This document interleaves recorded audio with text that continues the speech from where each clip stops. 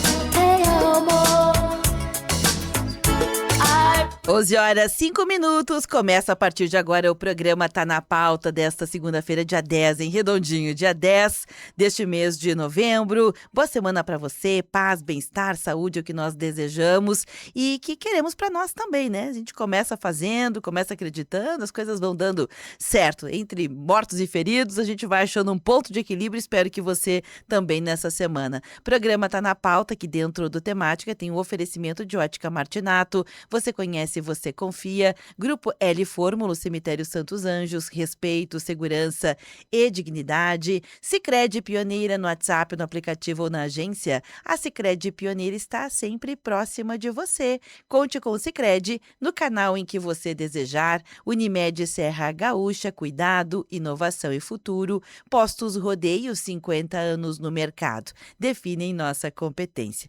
Eu, Beverly Rocha, Ronaldo Velho Bueno, já estamos a postos aqui esperando você para participar pelo rádio. Você sabe que pode escutar e a partir dali se manifestar pelos canais interativos. Pelo rádio nós estamos disponíveis em duas frequências, 560 no AM, 79.9 no FM. Também estamos disponíveis na aba ao vivo do site em tuaradio.com.br, na Alexa para quem tem um aplicativo, e também estamos disponíveis pelos meios digitais nas redes sociais. Agora, a partir de agora, no facebook.com/rede Tua Rádio com imagens, porque estamos fazendo uma live ao vivo aqui do estúdio. E esse programa está sendo gravado, logo que ele termina, meio-dia, a gente levanta ele para o youtube.com/rede Tua Rádio. Para participar, no WhatsApp, 999530616, no telefone 32209400, e também você pode escrever direto seu comentário na live no Facebook. Ronaldo, seja bem-vindo, bom dia. Bom dia, Beverly, bom dia aos ouvintes. Estava pensando aqui enquanto você falava dessa evolução do rádio nos últimos tempos, né? Hoje não tem desculpa para não ouvir o programa, né? Não perdeu na hora, pode ouvir depois, porque fica gravado no YouTube, em live, tem múltiplas possibilidades, né? Isso só aumenta também a nossa responsabilidade, né? Em termos de produção de conteúdo, de levar para o ouvinte a melhor informação possível, né? Apurada, com qualidade, porque fica ali, né? Uma vez o rádio passava, né? É. Você não ouvia na hora, não ouvia mais. E sonhos de consumo, né, Ronaldo? Assim, tudo que você falou, ponto. Mas tem outras formas também que exigem não só a responsabilidade de quem produz, as pautas que são as notícias, as entrevistas. Quando a gente fala a pauta disso que a gente está falando, as notícias, as entrevistas, a curadoria daquilo que é informação relevante, né? Porque num mar de informações, Ronaldo, é papel, né, do jornalista, do profissional de comunicação, fazer uma espécie de eu chamo de curadoria, Uhum. porque já teve outros nomes, né, Ronaldo, mas me parece que hoje o trabalho realmente é mais de uma curadoria, de entender o que é relevante, o que é relevante para as pessoas, o que elas precisam saber, né, para poder estar bem informada num universo que pede da gente, às vezes, uma redação, pede da gente uma interlocução para um produto que a gente vai vender, negociar, tratar, enfim, essas coisas que são da vida normal, e a gente poder selecionar aquilo entre um mar de notícias, aquilo que realmente é importante para nós, para nossa comunidade, para nossa localidade, e quem sabe até fazer um ajuste para que ela fique um pouco mais compactada com os principais pontos, né? Por isso que eu chamo de curadoria. Nem sei se esse nome existe, não deveria existir, mas é o que hoje, né? São tantas as informações que fica difícil a gente selecionar, escolher o que de fato é importante, né? Então não é só o que a gente consome. Se tu vai na rede social, tu consome A, aí vai vir muito mais daquele A para você. Então, Exatamente. por isso que o papel ainda da mídia é importante nessa curadoria, esse filtro, esse olhar um pouco mais apurado sobre as informações, né? Eu gosto dessa palavra, dessa expressão associada à notícia, né? Curadoria de informações. Uma vez a gente utilizava agendamento, né? De escolher o que é relevante, né? O que é mais relevante diante dos acontecimentos. Mas eu gosto dessa expressão curadoria porque ela representa bem, né, essa seleção, esse pinçar de notícias ou de pautas, de assuntos a serem discutidos num mar de informações que a gente tem à disposição. E mais, quando eu uso essa palavra curadoria, é bem focada em entender também que tal, ó, vou falar especificamente a Rádio São Francisco. É uma rádio de comunidade, né? Então, para o nosso público, que são pessoas da nossa comunidade, a curadoria é de uma maneira. Se fosse para Uhum. um outro perfil, né, de público, talvez fosse um pouquinho mais, um pouquinho menos, um pouquinho mais assim, um pouquinho mais assado. Então, me parece que o termo curadoria, ele cai bem, né? E uma outra questão, além da responsabilidade de fazer tudo isso, tem também hoje, Ronaldo, uma preocupação em entregar, fazer essas entregas de uma maneira um pouco mais assertiva. Vou explicar. Eu sei que nem sempre a gente consegue, eu tenho sonhos, eu tenho sonhos, que a gente consiga entregar de forma ainda mais compactada os nossos conteúdos, porque é isso, né? Além de consumir em horários diferentes, nem todo mundo pode ir no ao vivo. Quem está no carro agora, por exemplo, parou, desceu, enfim, precisou dar atenção para uma outra coisa, não fica acompanhando. Então, essa entrega poderia ser ainda mais assertiva, a gente ainda não tem perna para isso. Aqui no programa temático, a gente procura gravar só as entrevistas em live, o que já facilita, né? Por quê? Porque Uhum. é só aquela Na entrevista. hora de buscar lá o Isso. conteúdo já tá recortadinho, né? Exatamente, fica aquela entrevista dentro de um programa que tem 2 horas, né? Aqui o programa tá na pauta, como é um programa de diálogo, a gente faz ele ininterrupto, do início até o final. Mas olha que sonho, daqui um pouquinho a gente poder ter os cortes dos melhores momentos, aquele que foi mais relevante. Hoje a gente ainda não consegue fazer, mas certamente faremos. Ah, que bom, boa Mas é notícia. difícil, né? É difícil, a gente tem. São desafios, né, que a gente tem quando a gente pensa no público, né? Uhum. E ainda mais se a gente pensa no público de Caxias do Sul, né, na nossa comunidade, é difícil, por exemplo, a gente ter um tempo tão grande de trânsito. É. Porque por mais que a gente tenha horários de pico e horários de congestionamento, é muito difícil em Caxias a gente ficar 30, 40 minutos dentro do carro, né? Então, o Uhum. tempo de atenção também ele É é reduzido. reduzido. Ele é reduzido, a gente que precisa facilitar a vida das pessoas, porque o negócio já tá difícil, né? Então vamos facilitar. Mas isso demanda mais responsabilidade, como você disse, de quem produz, mas demanda também mais trabalho, né? Esse trabalho nem sempre ele é percebido como uma forma de monetização. Aliás, esse Uhum. final de semana eu tive eu participo de um grupo, uma confraria, Ronaldo, que estuda, tem alguns estudos na área da filosofia, coisa e tal, há muitos anos, assim, de forma particular, pessoas interessadas. E esse final de semana a gente estava com um texto muito interessante que era sobre a questão do valor do trabalho, né? Como é que deu-se a origem do valor? Como é que a gente atribui, por exemplo, o trabalho do Ronaldo custa tanto, né? Uhum. O meu trabalho custa tanto, um produto custa tanto, um tênis custa tanto. Como é que a gente, no mundo, chegou nessas nomenclaturas e hoje como é o mercado quem norteia isso? Porque as próprias nomenclaturas caíram por terra. Hoje quem norteia é o mercado. Mas o que está por trás disso, né? Ou seja, o espírito humano. É o espírito humano quem produz o trabalho, bens, produtos, serviços, né? Então, é interessante parar para pensar como é que você determina o quanto custa, o quanto vale X E como trabalho. isso mudou ao longo do tempo, né? Nossa, sim, eu achei bem interessante. O programa de hoje, gente, não é sobre isso, ponto. Ponto e vírgula. O programa de hoje tem a ver com um autor que eu sei que o Ronaldo gosta muito, inclusive já citou várias vezes, eu também gosto dele. A gente vai escutar um áudio que é sobre ele, não é verdade, não é necessariamente ele falando, é sobre ele, né?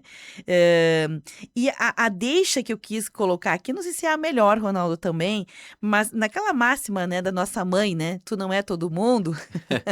Nossa mãe, a gente vai dizer Quem assim, nunca ouviu essa frase, a gente né? chega pra mãe e diz, mãe, todo mundo tem, todo mundo É, vai, mas tu todo não é mundo todo faz. mundo. Tu não é todo mundo. Então, nessa linha aí, se a gente não é todo mundo, o que a gente precisa entender, né, pra não fazer como todo mundo? E aí eu quero propor aqui, Ronaldo, de rodar o áudio, pode ser? Pode ser.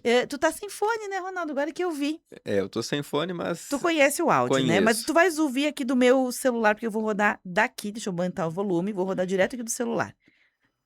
Espero que rode, que meu celular tá com um gap.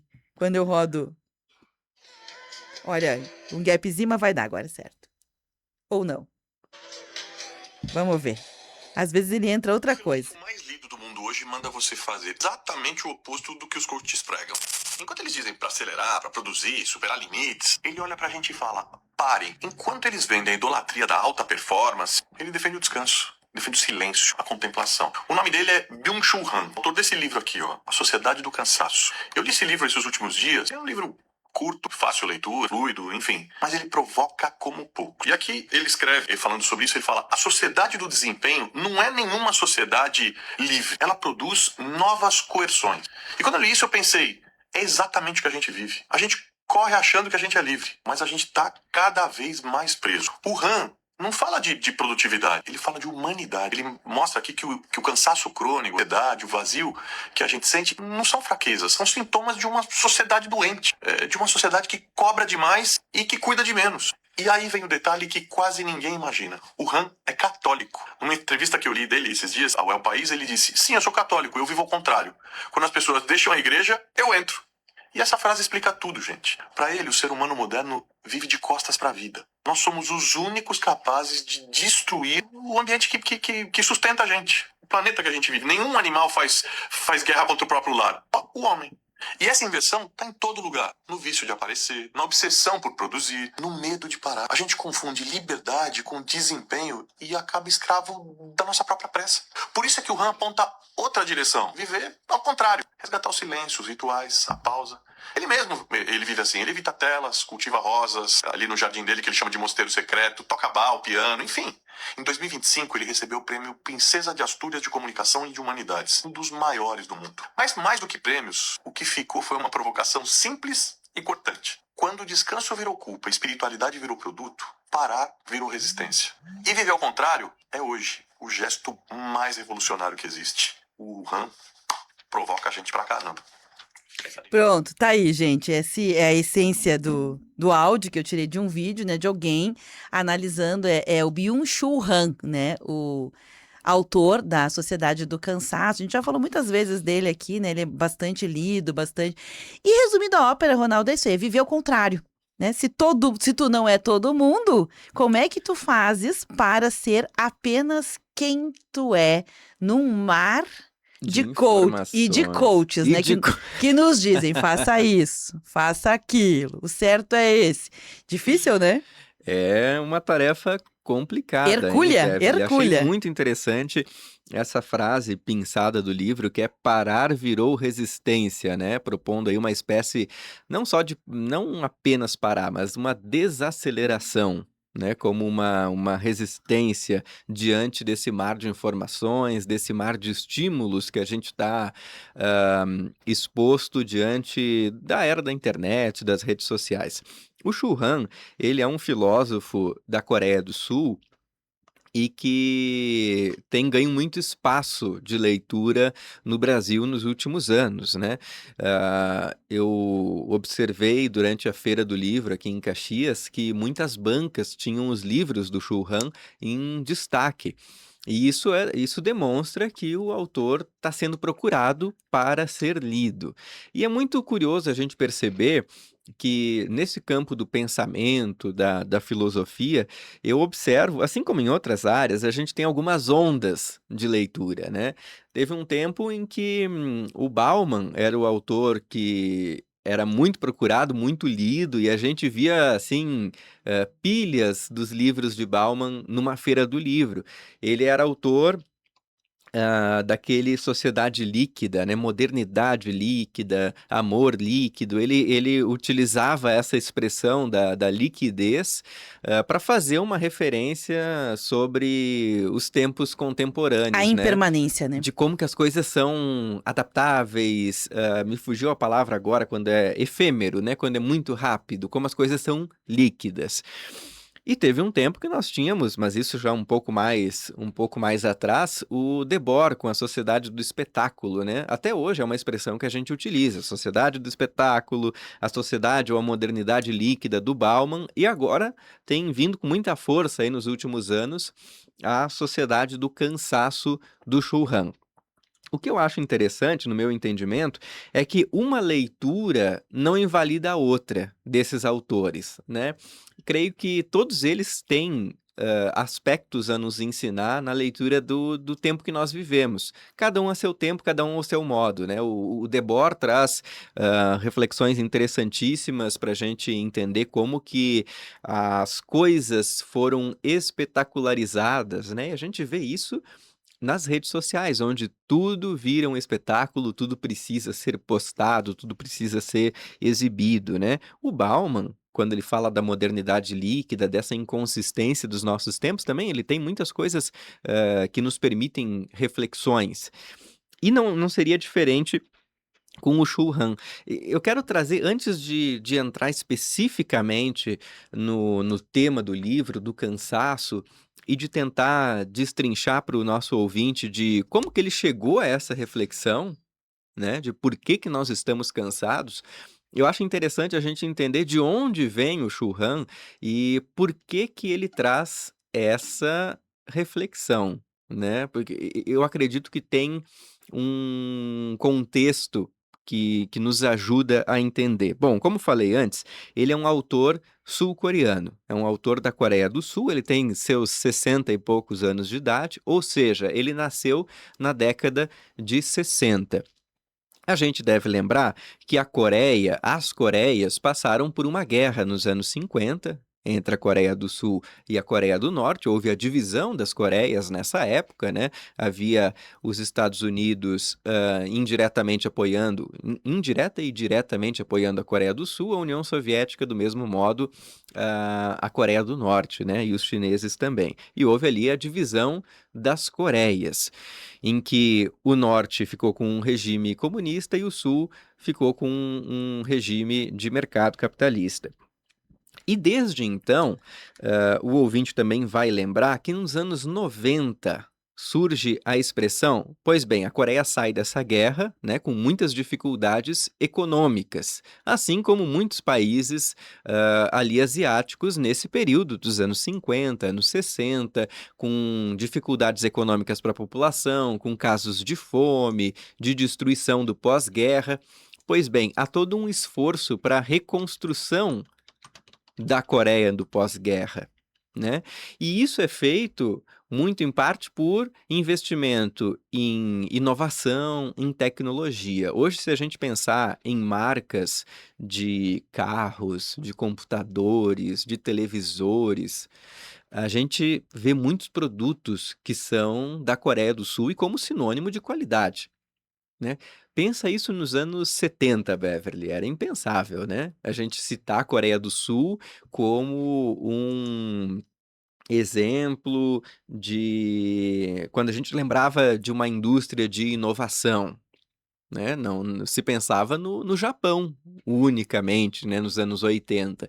E depois a China e a Coreia do Sul também foram adquirindo esse status. Nos anos 90, uma expressão que era bastante famosa no campo da geografia era os tigres asiáticos, né, que se referia justamente a essa explosão econômica dos países ali da Ásia, né? China, Coreia do Sul, Taiwan, Japão, né? Todos esses países que começaram a ter um grande salto econômico e com um investimento pesado em indústria e tecnologia, inovação.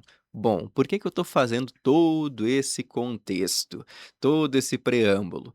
Por um motivo simples, é de se imaginar que um país que teve um desenvolvimento tão rápido como a Coreia do Sul foi baseado muito no desempenho e na produtividade, na alta produtividade. Quando a gente pensa também na indústria chinesa, talvez as imagens que venham à nossa mente são daquele trabalho, muitas vezes extenuantes, de jornadas de trabalho longas, né.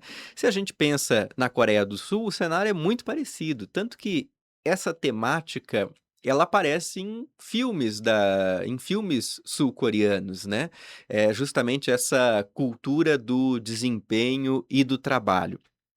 E o Shu Han é fruto justamente desse contexto. Ele é um filósofo que nasceu nesse pós-guerra da Coreia, nos anos 60, e ele passou infância, juventude, nesse tempo em que produtividade era sinônimo de qualidade de vida, né? Ou que você tinha uma obrigação quase que civil, moral, de produzir para o seu país.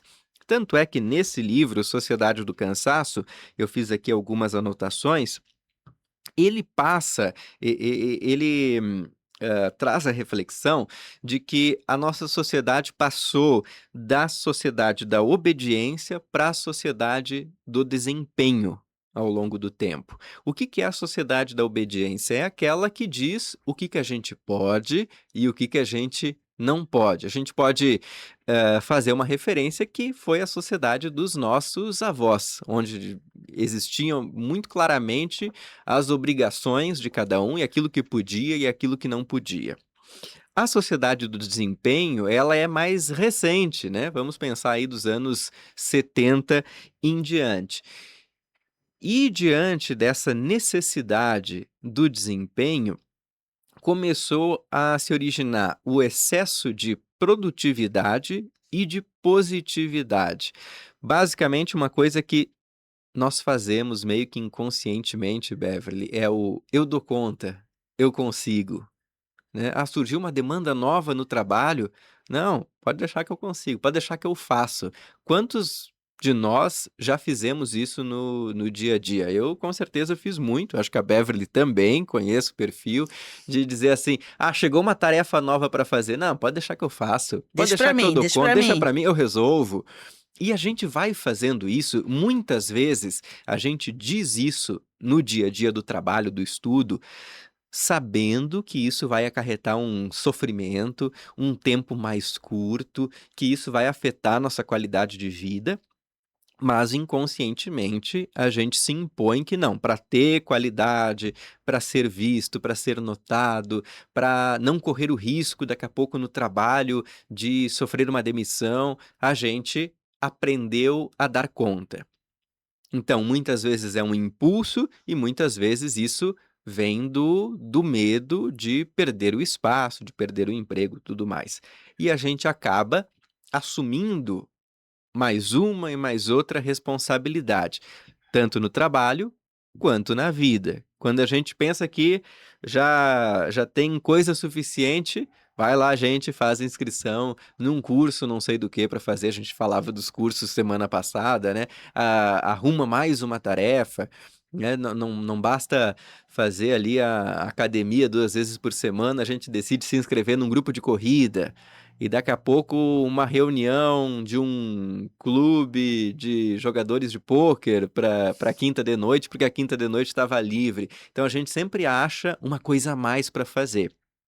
E essa sociedade do desempenho, né, no entendimento do Byung-Chul Han, vai trazer o excesso de positividade, o excesso de produtividade e o sintoma imediato é o quê? O nosso cansaço.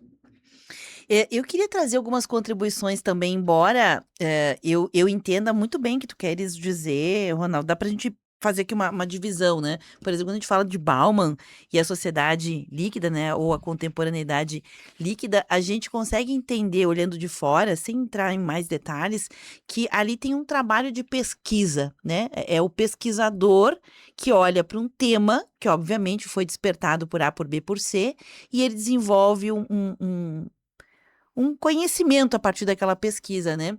O Churran, a mesma coisa, ele também faz isso. Claro que de onde ele vem faz diferença, mas me parece que, diferente de outros pesquisadores, a proposta de pesquisa já do Churran, a proposta de pesquisa dele, já começa com uma psicologia embutida, que é como isso interfere no fazer. E ele acaba sendo uma espécie de exemplo vivo Uhum.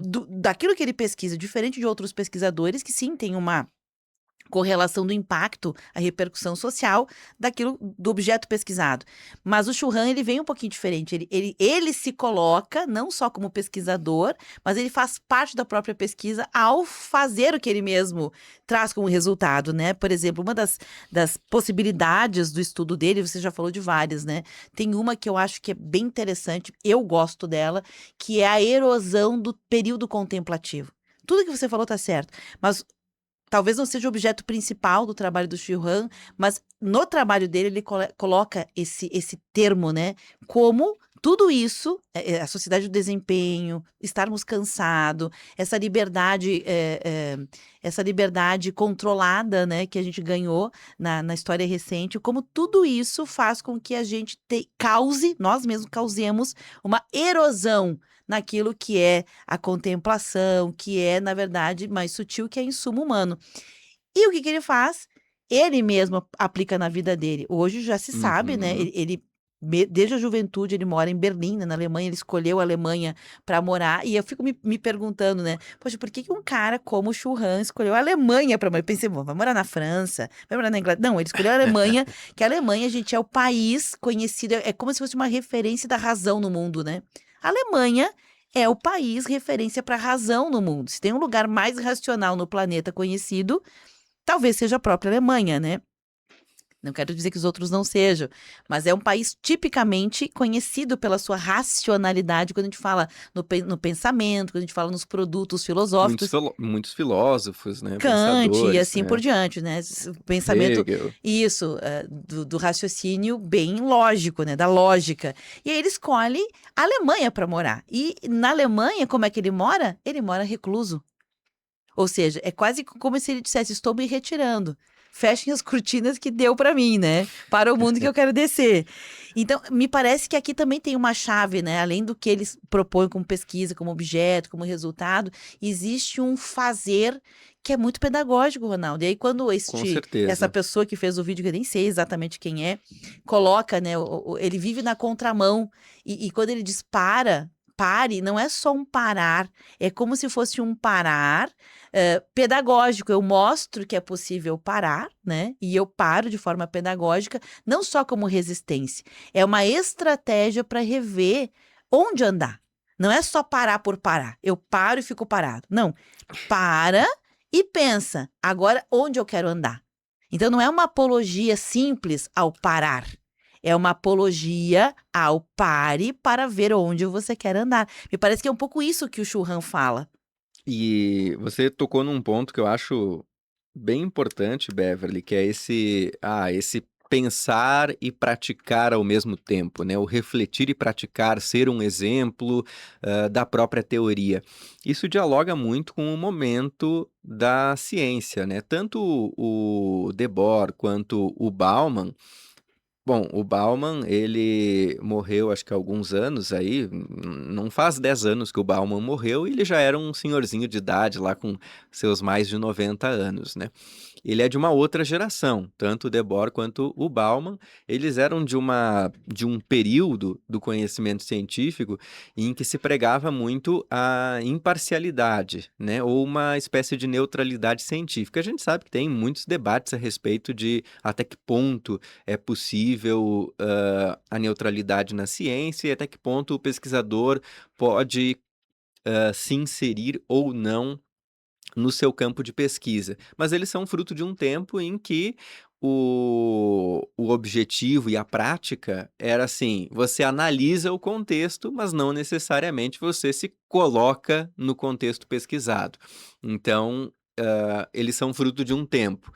O Churran ele já é fruto de um tempo mais recente, mais contemporâneo, em que já é completamente admissível o pesquisador se colocar nesse campo e se utilizar mesmo como exemplo daquilo que ele está pensando. Então, são momentos diferentes de produção, né? Por isso que faz sentido isso que ele está fazendo, né? De ele mesmo desacelerar, e não é uma desaceleração, você tocou também muito bem, não é um parar e ficar atônito, né? Assim, poxa vida, e agora? Você das redes sociais, Não, é ponto. É, eu estratégico, sei das redes né? sociais e a minha vida resolveu. Não, não resolveu. Não resolveu, mas ele faz isso de forma consciente e não é o que ele faz não é um sair de redes sociais para um detox, né? Como é uma expressão muito comum nos últimos, fazer um detox das redes sociais, sair um pouquinho da internet. Não, ele tem isso como um padrão de vida. Em vez de estar no Instagram, ele prefere estar com a plantação de morangos dele,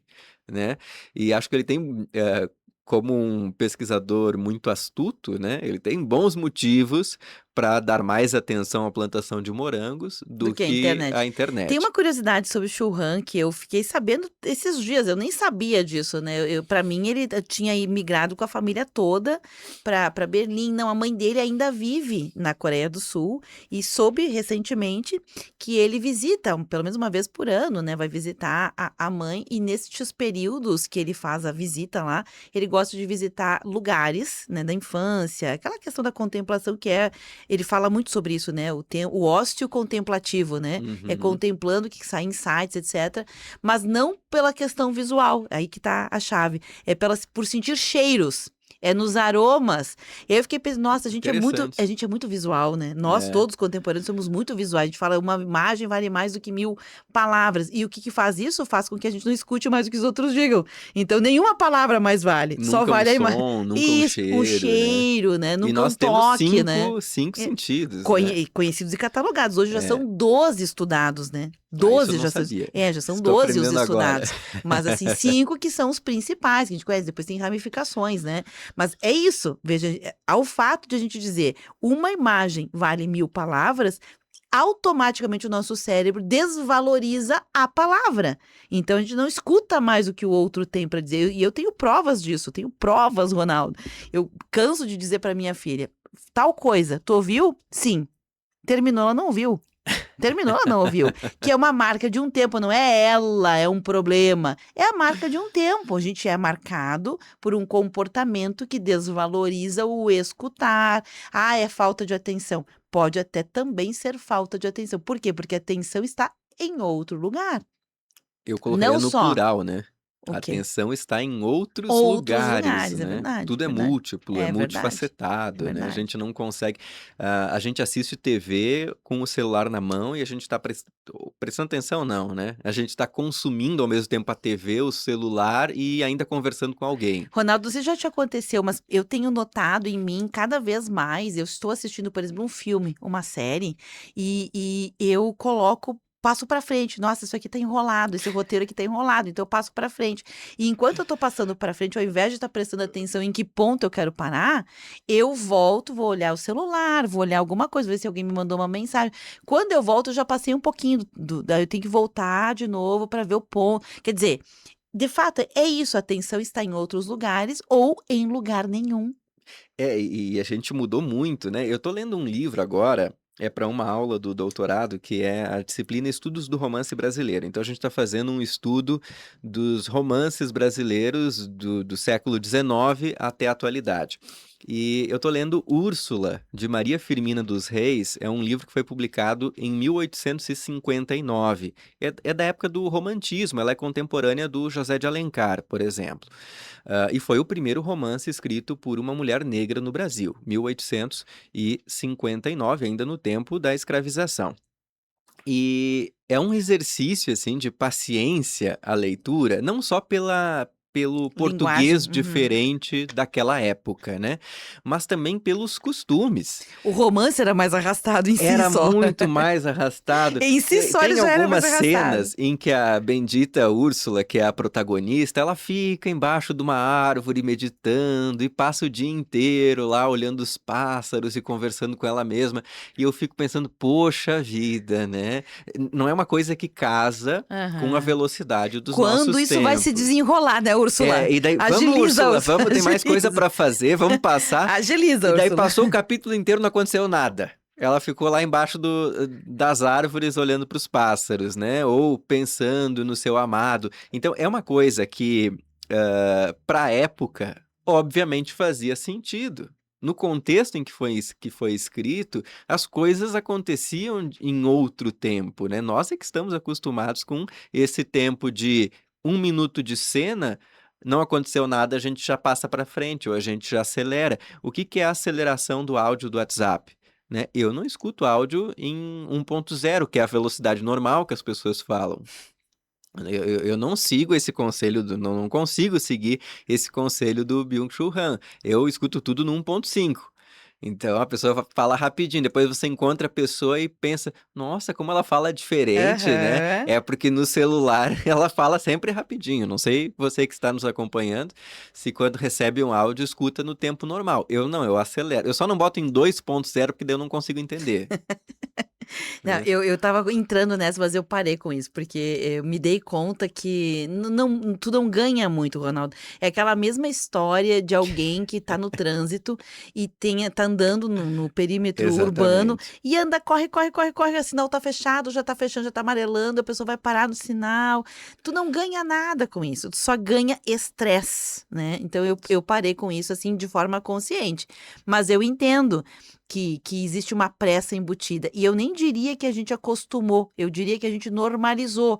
Porque Sim. tem uma diferença entre acostumar e normalizar. Porque acostumar é isso. Eu consigo entender, ficou claro, chegou, a mensagem foi emitida, o ruído que seria a aceleração não comprometeu e entregou. O que que não é comum, né? O que que não é a gente normalizou, mas não é uma coisa que entregou. A gente normalizou. Não quer dizer que entregou. Então, entre uma coisa e outra, ainda tem ali um ruído grande que a gente precisa ajustar. E nem traz E paz. percebe Não que traz paz. não é uma escolha racional, porque se a gente pensar assim, um áudio de 1 minuto, quando a gente escuta no 1.0, ele dura 1 minuto. Se a gente escuta no 1.5, ele não ele vai diminuir para 45 segundos.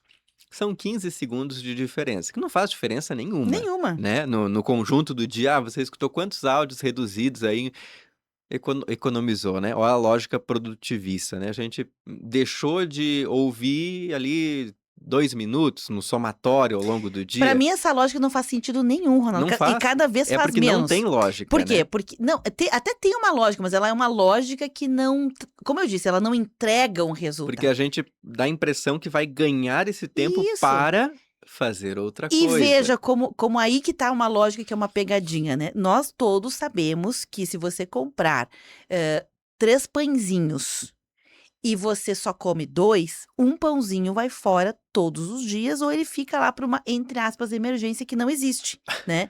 Só que aqueles 15 centavos, 20 centavos que você desvaloriza, esse faz diferença na tua economia financeira.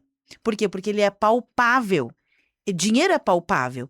O teu tempo, ele é menos palpável. Por quê? Porque você vai administrar ele assim, o Uhum. assado. E aí, estes 15 segundos somados ao longo do dia, que vai te dar 1 minuto e meio, lá no teu final do dia, você não percebe. Por quê? Porque ele não é palpável. Agora, o dinheiro que é palpável, o que que a gente faz? A gente continua comprando um pãozinho e É. bota fora todo dia. Veja, Ah, não, mas é só são lógicas. colocar na air fryer que ele fica novinho, Beverly. Não, tudo bem, se você faz isso. Eu também faço, eu também gosto de ter uma reserva, mas aí você usou ela. A maioria, tem vários estudos já mostrando que o brasileiro perde economicamente nestas coisas. É a lâmpada que ele não O desligou, o refrigerante de chuveiro. 2 litros, daí sobra o Exato. restinho sem gás, a Exato. pessoa bota fora, Tem um né? pouquinho de gente, um tantinho de pessoas que reutilizam, que aproveitam, que dão cabo daquilo, né? Tudo bem. E não usou um recurso excedente no outro dia. Porque o problema também é esse, né, Ronaldo? Bom, eu vou reaproveitar esse pãozinho, mas amanhã eu faço de novo, eu tô sempre comendo um pãozinho reaproveitado. Ok, se pra ti faz sentido que não quer sair, coisa e tal. Mas aí que tá. Tem pessoas que preferem não reaproveitar, que não gostam, que não sei o quê. E aí acaba que. O que eu quero dizer com isso não é entrar na briga das pessoas que aproveitam e não reaproveitam, mas é entrar numa lógica que tem a ver com o que é material e com o que é imaterial. O que é imaterial, o que é sutil, sempre é mais difícil de você dar um resultado, colocar uma métrica nela. Quanto ao escutar áudio em 2, velocidade 2, você ganhou de produtividade no teu dia. Nada, né? Exato, é isso. Porque é uma escolha que não é racional, né? Ela segue um entendimento de que seria racional, mas é um pseudo-racional. E nós fazemos isso ao longo do nosso Aham. dia. A gente compra a ideia.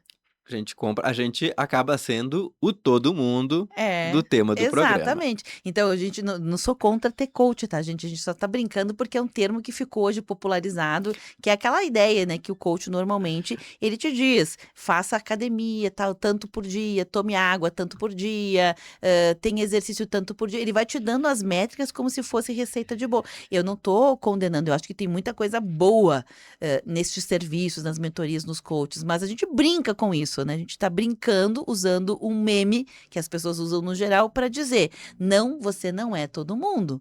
E às vezes você precisa andar na contramão, nem que seja para você se identificar com quem você é, né, Ronaldo? É isso aí. Bom, eu preciso fazer um primeiro intervalo, são 11h44, a gente até foi um pouquinho a mais. Tem a Teca, que na live nos colocou, oi gente bacana, o Laudenir Ruiz também está acompanhando, a Léa Rocha do Rio de Janeiro está acompanhando, e eu vou pedir licença a todo mundo, inclusive o Ronaldo, para fazer o intervalo, a gente volta já. Rede Tua Rádio, a rádio do teu tempo. Sabe por que o cuidado Unimed é diferente? Porque evoluímos ao teu lado. Inovamos no jeito de cuidar, te dando força para alcançar o que faz teu coração bater mais forte. Cuidamos de ti para levar mais bem-estar para o teu futuro. Afinal, há uma grande diferença entre existir e viver. E a Unimed faz a diferença para você viver bem, sempre. Unimed Serra Gaúcha. Cuidado, inovação e futuro. 11h45.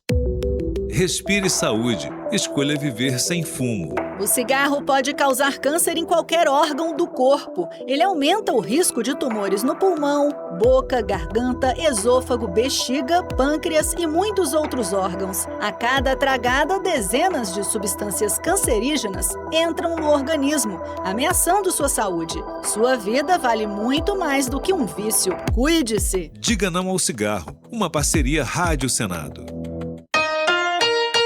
20 graus. O Recanto da Compaixão Frei Salvador cuida, com carinho e dedicação, de 125 idosos em situação de vulnerabilidade. Por isso, a sua ajuda é tão importante para garantir alimentação, medicamentos e dignidade para quem tanto precisa. Seja você pessoa física ou empresa, doe agora pelo WhatsApp 54984100101 ou acesse recantodacompaixão.com.br. Sua contribuição vai salvar vidas. Participe da missa em honra de Santo Antônio e una-se a nós em oração. Todas as terças-feiras, às 20 horas, acompanhe ao vivo com exclusividade pelas redes sociais, @Capuchinhos Caxias ou @Frei Jaime. Um momento especial de fé e comunhão, dedicado à presença amorosa de Santo Antônio. Reúna sua família, fortaleça sua fé e viva conosco essa experiência espiritual no conforto da sua casa. O Mão Amiga agora tem Jovem Aprendiz. Empresas de qualquer natureza podem ser parceiras dessa oportunidade educacional e profissional. Venha ser uma empresa do Jovem Aprendiz Mão Amiga, com a possibilidade de realizar o estágio na própria entidade social para empreendimentos que não têm espaço para atividade prática do programa. Entre em contato pelo telefone 3204-1158. Empresário, seja parceiro do Jovem Aprendiz. Transforme vidas, invista no futuro. Bombando nas redes. A hashtag usada no mundo inteiro. A foto polêmica com milhares de curtidas. Uma nova forma de conhecer pessoas. A vida é cada vez mais digital. E você descobre tudo isso no Bombando nas Redes.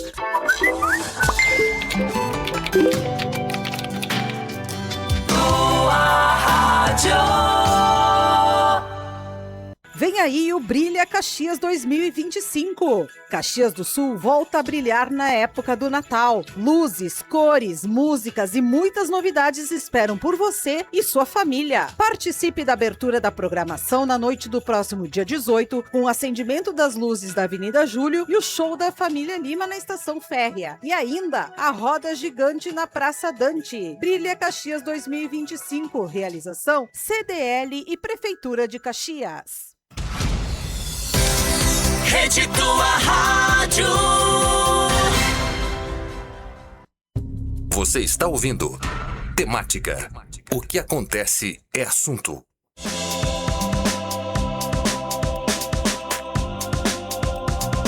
11h49, retomando, este é o programa Tá na Pauta especial de hoje, eu, Beverly Rocha, Ronaldo Velho Bueno, batendo aquele papo aqui sobre, né, a gente pegou um vídeo. Deste vídeo a gente extraiu o áudio e o áudio falava sobre o Byung-Chul Han, que é um filósofo conhecido, muito conhecido pelo seu livro, né, Sociedade do Cansaço e assim por diante, mas que tem um trabalho bem conhecido na área da filosofia. Ele é sul-coreano, mas mora há muitos anos já em Berlim, na Alemanha, e vive meio recluso, pronto, né?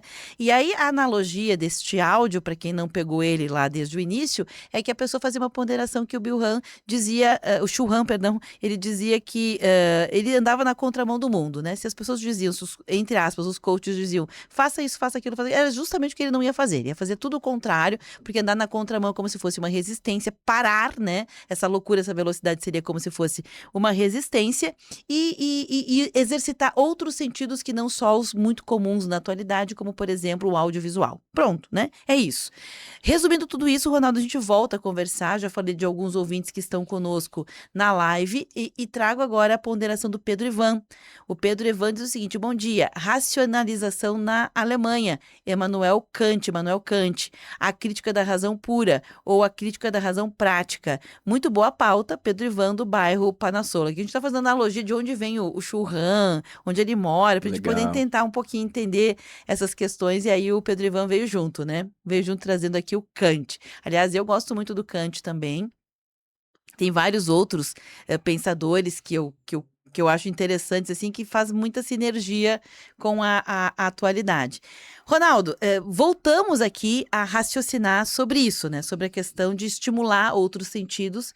Eu mesma contei aqui que não sabia que o Churran, ele, ao visitar lugares conhecidos, ele buscava outros estímulos sensoriais que não esse o visual, ele buscava os cheiros, né? E eu tava me lembrando aqui, eu sou o tipo de pessoa, Ronaldo, que se comer uma comida, eu admiro quem diz assim, aqui tem alecrim, tem alho, tem salsa, tem não sei o que lá, porque eu como e raramente eu consigo identificar o que tem. Ou o aroma, né? Eu consigo um aqui, outro que é muito, muito forte. Um alho a gente consegue identificar, né? Mas tem coisas que são mais sutis que eu digo, eu sei lá o que é isso aqui. Alho e cebola eu consigo. Agora, você ponto, pega né? um café especial que daí diz na embalagem... Frutados, frutas X. Isso, lembra frutas vermelhas. Caramelo. Daí eu não consigo identificar. Não, também não. Também. E acho interessante por quê? Mas é um sintoma do nosso tempo. Exato. E por que eu tô trazendo isso? Porque todos nós poderíamos, como resistência, eu não quero ser das redes sociais, eu não posso, meu trabalho não permite, eu não posso, sei lá, ir na contramão de outras coisas, não posso parar de trabalhar, porque não sou um churran da vida que pode, né, ficar lá cultivando rosas. Tem boleto correndo atrás de mim, Isso aí, tem que né? trabalhar, Isso aí. né? Mas você pode fazer outras coisas, como essa, estimular outros sentidos. A gente pode. O toque, a gente pode.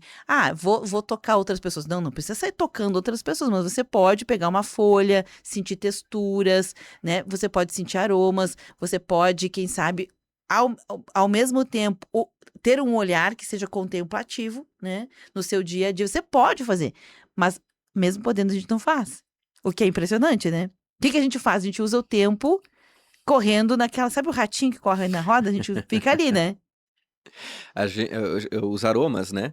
Aromas de flores, a gente conhece cada vez menos, né? É um sintoma da nossa sociedade que é urbana e que tem cada vez menos tempo, né? Ronaldo, já tem aplicativo Metaforicamente. para você passar por uma planta, aí você faz uma foto Para identificar. Porque a gente não conhece. Não conhece. Né? Não vai demorar muito pra gente ir no mercado e dizer assim, melancia. A gente tem que passar um aplicativo e dizer Eu não vou só nem que é rir desse melancia. aplicativo da planta porque eu uso. Não, mas eu muitas também vezes. não rio, porque é fato, né? Eu tenho na minha sacada uma planta que eu não sabia o que era, eu fui ver no celular, né? Não consigo.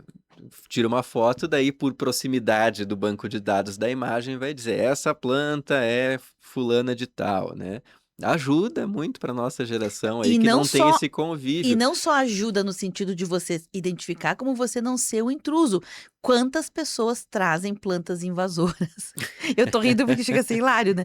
Vamos pra China e volta com uma planta que Não aqui pode, né? acaba com o É. ecossistema da flora da tua região. Por quê? Porque eu achei bonitinho. Essas abelhas com ferrão, por exemplo, né, elas não eram naturais aqui da América do Sul, elas chegaram e devastaram com o equilíbrio das abelhas. Hoje as abelhas sem ferrão, né, as meliponas, elas são cada vez mais raras, a gente não vê. E elas que são as nativas Aham. aqui da nossa região, né? Mas eu queria trazer uma dica de leitura, fugindo um pouquinho do assunto, mas acabei me lembrando, de Sobre os Ossos dos Mortos, da Olga Tokarczuk. Eu já falei desse livro algumas vezes, ela ganhou o Prêmio Nobel de Literatura alguns anos atrás. É um livro em que a primeira vez que eu tentei ler, eu achei Difícil? Difícil engrenar, difícil a leitura, deixei de lado. E depois, na segunda vez, eu fui fazer a leitura, gostei e aproveitei muito. Por que que eu trago ele como dica de leitura? Porque a protagonista, eu não recordo o nome dela agora, isso acontece muito comigo. Eu vou indicar um livro, eu não lembro exatamente o nome da protagonista, não lembro o que que ela faz, mas eu sei por que que eu gostei do livro. Ele é um romance policial, assim, ela vive num povoado na Polônia em que alguns bichos selvagens são mortos por caçadores e os caçadores começam a morrer, né? Então tem uma investigação do que está acontecendo, que os caçadores estão sendo mortos aparentemente por acidente ou por algum criminoso. E a protagonista do livro, ela vive justamente nesse limiar de sociedades, né? Ela vive num pequeno povoado que passa boa parte do tempo coberto de gelo, coberto de neve, com muito frio, que traz um isolamento, mas que traz também um ritmo diferente de dia a dia, né?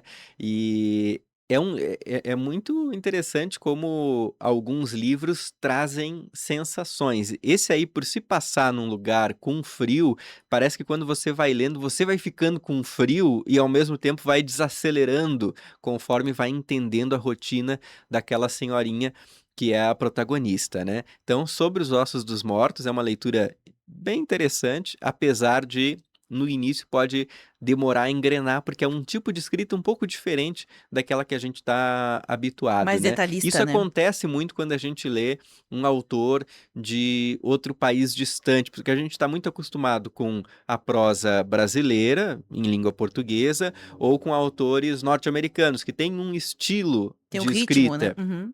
um ritmo muito específico, e ela é uma autora polonesa, então é outro ritmo, é outra forma de Isso escrever, por aconteceu mais que se comigo com traduz, né? Dostoiévski, com Crime e Castigo. Gente, que Eu nunca pegada li Crime e difícil. Castigo. No Eu acho início.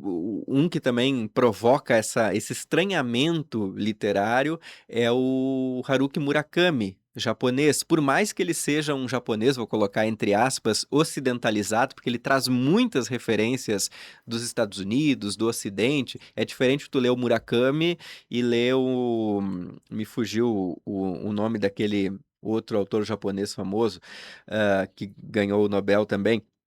Mas mesmo assim, quando você lê o Murakami pela primeira vez, vai dar um impacto, assim, porque é uma coisa diferente. Uhum. Eu tava tentando ver qual era o que eu lembro, mas não botei aqui autores japoneses. Yoko Mashima, não é? Vou procurar aqui ver O se eu acho. Kawabata. Eu, na verdade, gosto da Yoshimoto. Já li muito Yoshimoto e a Kawakami. São os que eu costumei ler. Não sei qual tu tá falando. Enfim.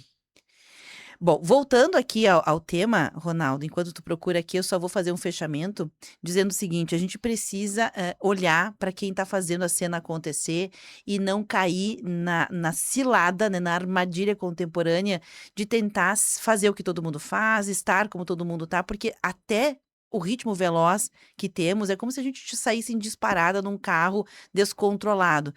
A gente vai se acidentar.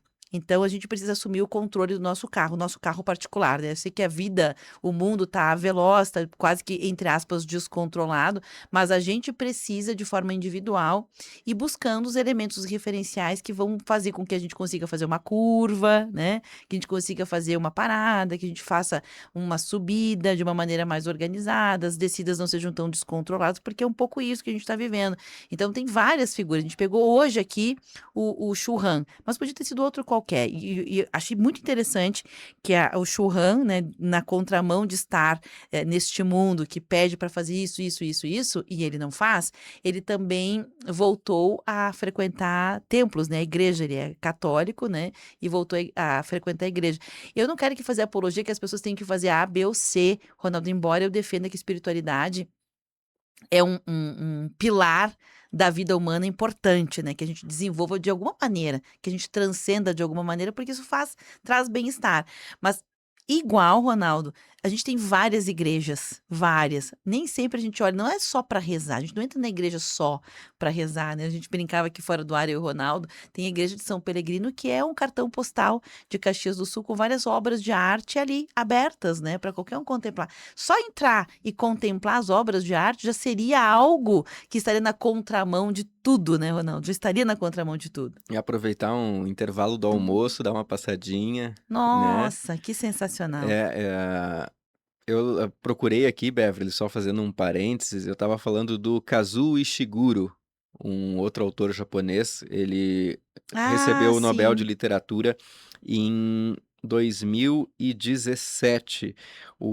Ele nem tá entre assim, tá entre os 15 principais, mas não está entre os top 5, pelo menos. Os Vestígios do Dia é talvez a obra dele mais famosa, e o Ishiguro eu acho mais difícil, assim, não é difícil, mas o impacto de leitura pro leitor ocidental é maior do que o Murakami. Mesmo assim, o Murakami dá aquele Ele impacto. O Murakami é mais conhecido. Mas voltando aqui, Beverly, para o encerramento, eu acho muito interessante essa tua metáfora em relação ao carro, né? Não é porque o carro tem a possibilidade do acidente que a gente vai deixar de andar, que a gente vai deixar de utilizar. Mas a gente tem que saber qual é a forma mais equilibrada para evitar os riscos, né? E o quão bom você é no volante. Nem todo Exatamente. mundo dirige igual, né, Ronaldo? Exatamente, a gente tem que saber os próprios limites, né?